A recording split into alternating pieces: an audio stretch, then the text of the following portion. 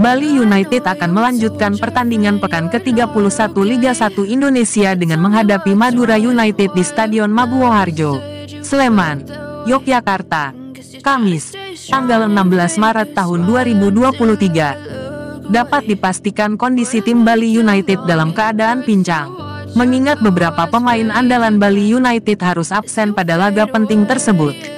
Padahal Bali United mengincar poin penuh dari laga ini, setelah pertandingan sebelumnya ditaklukkan oleh Bayangkara FC dengan skor 3-1. 1. Bali United dipastikan tanpa diperkuat Branouri.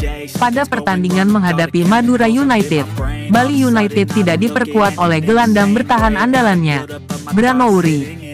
Mantan kapten timnas Irak itu harus menjalani hukuman karena diganjar kartu merah saat menghadapi Persikabo 1973 2 pekan lalu. Ketika menghadapi Persikabo 1973, Nouri terprovokasi dan dianggap melakukan tindakan kurang baik ke arah bench tim Persikabo.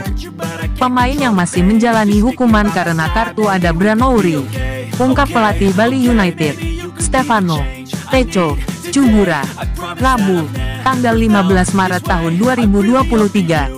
Teco harus mempersiapkan pemain untuk memperkuat lini tengah Bali United menjelang menghadapi Madura United.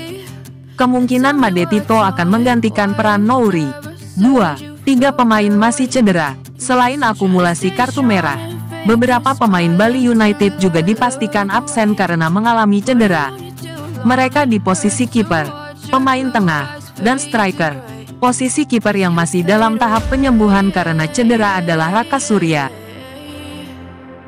Kiper muda Bali United itu sudah absen sejak awal liga bergulir. Sementara pemain tengah yang harus absen yakni Rizky Pelu. Padahal ia sangat dibutuhkan perannya untuk menghadapi Madura United sebagai pelapis Branouri yang absen karena akumulasi kartu. Sementara striker lokal, Lerby Eliandri, juga masih mengalami cedera dan harus absen pada pertandingan kontra Madura United. 3 pemain tersebut masih recovery, jelas Teco. 3. Terpaut 1 poin di klasemen pertandingan antara Bali United menghadapi Madura United ini diprediksi berlangsung sengit sejak menit awal. Keduanya mengincar poin penuh, karena hanya terpaut 1 angka di klasemen sementara. Kemenangan nanti akan memengaruhi posisi kedua tim di klasemen. Madura United saat ini berada di posisi 5 klasemen sementara Liga 1 Indonesia dengan 48 poin. Sementara Bali United di bawahnya dengan raihan 47 poin. Kami sudah bicara dengan pemain dan sudah perbaiki di latihan.